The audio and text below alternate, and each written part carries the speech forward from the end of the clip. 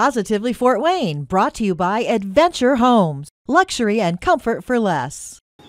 Just because it's cold outside doesn't mean you won't find some activity at the Fort Wayne Children's Zoo. In fact, during the month of February, some people, like the Bazans, come here to learn about frogs. We live in Spencerville and we have a pond.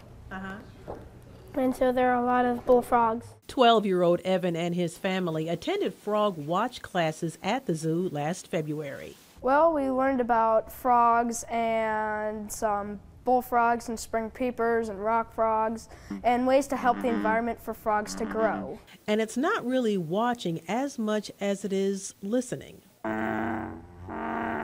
That bullfrog sound you heard didn't come from a frog.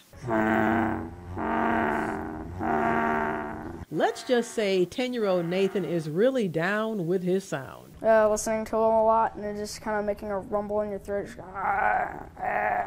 and kind of closing up your throat. Learning to make frog sounds is not a requirement of the class. What is required is learning how to help the frogs and the environment. FrogWatch is the citizen science program. Kathy Terlizzi is in charge. They're breeding calls that we're listening to. So if you heard them last year and you don't hear them this year, and you look up and, oh my gosh, there's a new parking lot, it's probably why. We've gotten rid of their habitat. They need their certain kind of habitat. They need to have the kind of different temperatures, the different places to live, to stay alive. 8-year-old Noelle Bazans and her family report the different frog sounds they hear around their pond in the spring, summer, and fall to the zoo.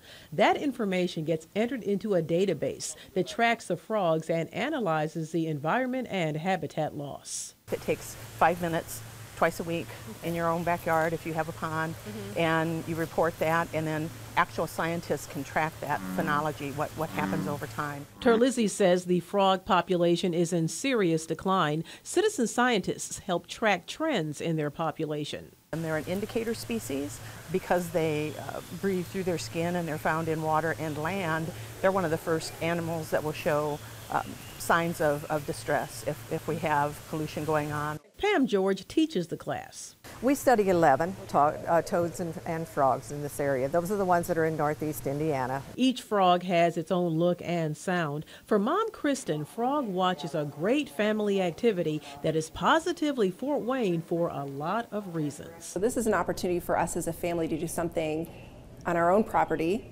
together. You're going to learn something, and you're going to have an opportunity then to participate in this program that takes place not only all over Indiana, but all over the country.